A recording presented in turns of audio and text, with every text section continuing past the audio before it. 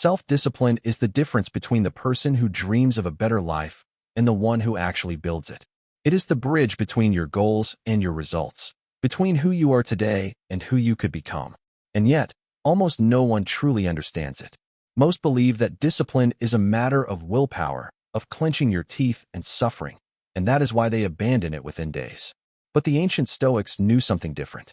For them, discipline was not a punishment, but the path to freedom, because only the one who masters himself is truly free. Marcus Aurelius, Seneca, Epictetus did not depend on motivation or mood. They lived governed by principles, and that made them unstoppable.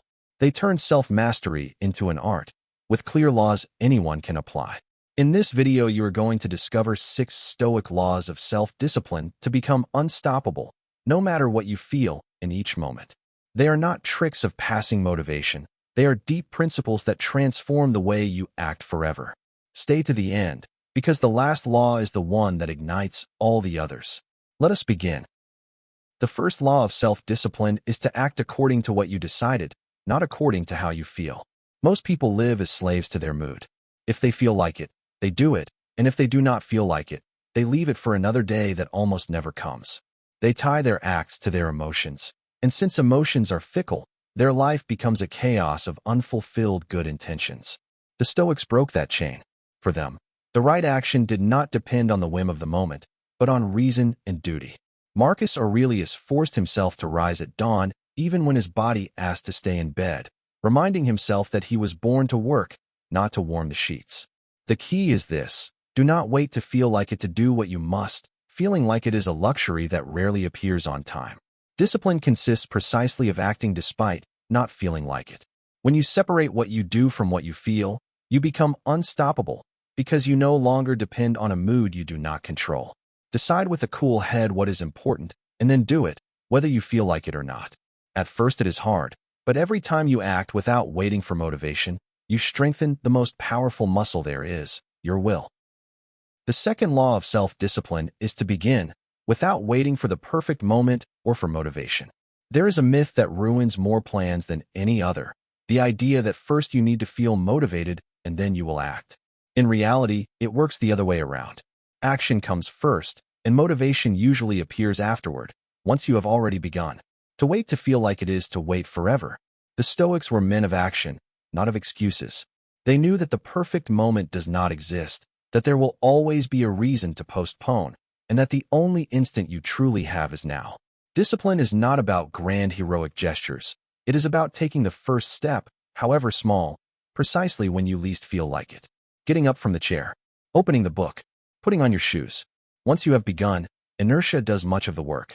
The trick to overcoming laziness is not to think more. It is to move before your mind has time to invent excuses.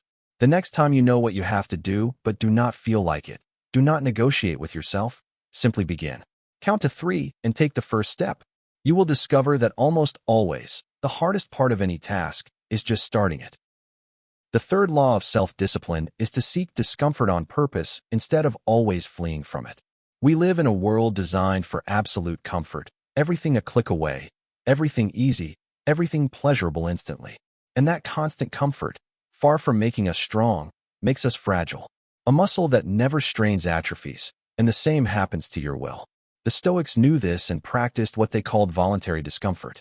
Seneca, being rich, devoted days to eating little and dressing humbly, to get used to scarcity and lose his fear of it. They trained themselves on purpose in cold, hunger, or effort, not out of masochism, but to strengthen their character and discover that they could endure far more than they thought. Every time you choose the hard thing when you could choose the easy one, you become stronger. Getting up with the alarm without hitting snooze, taking the cold shower, doing the exercise you avoid, saying no to a craving. They are small victories that train your will for the big battles. Comfort is pleasant, but it is a trap because each time it demands less of you and weakens you more. Seek a small discomfort chosen by you every day. It is the gym of discipline, and from it you come out stronger each time. The fourth law of self-discipline is to be the master of your pleasures instead of their slave. It is not about renouncing the enjoyment of life. The Stoics were not enemies of pleasure. It is about something more subtle and more powerful, not letting pleasure govern you.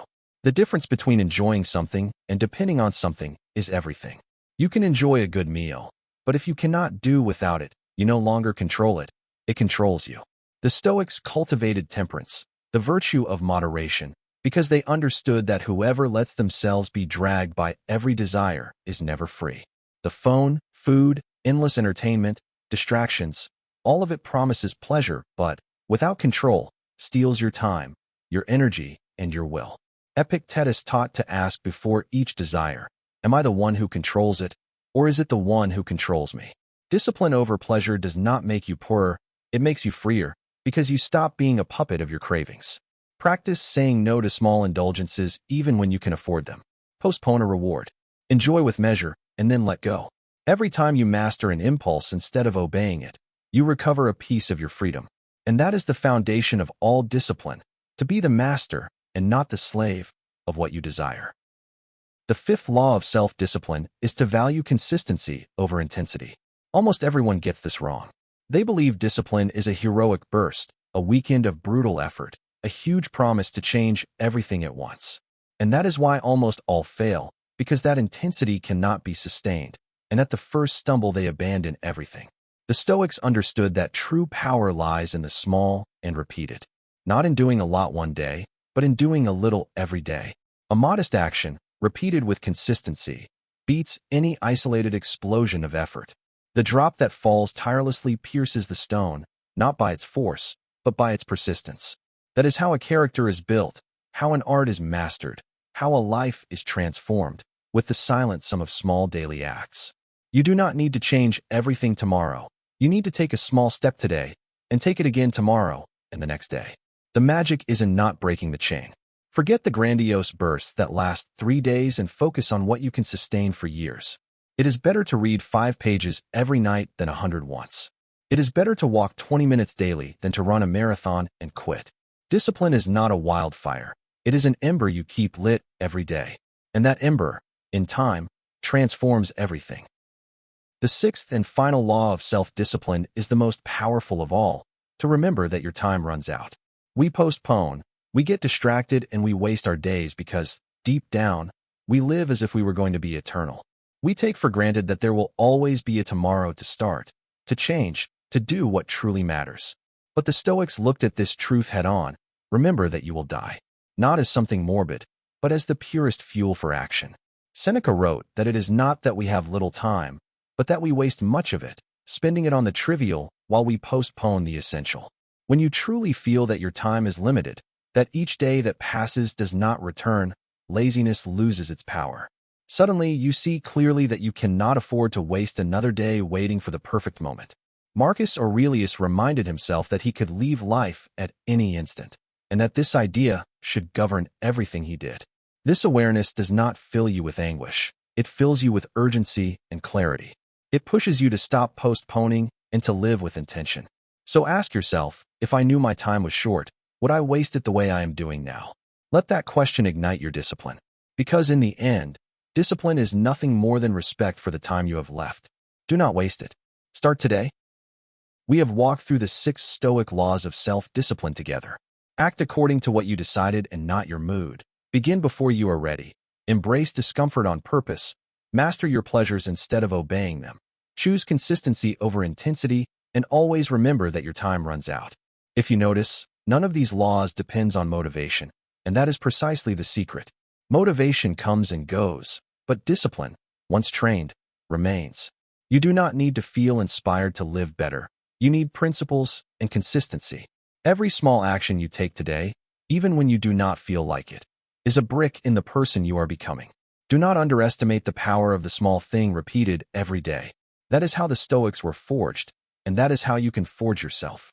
Start today with just one of these laws, the one you need most, and apply it tomorrow and the next day. You will see how, step by step, you become someone nothing can stop. If this video gave you strength, give it a like and subscribe for more Stoic wisdom every night. And remember, discipline weighs kilos, but regret weighs tons. Choose well today. See you in the next one. Take care.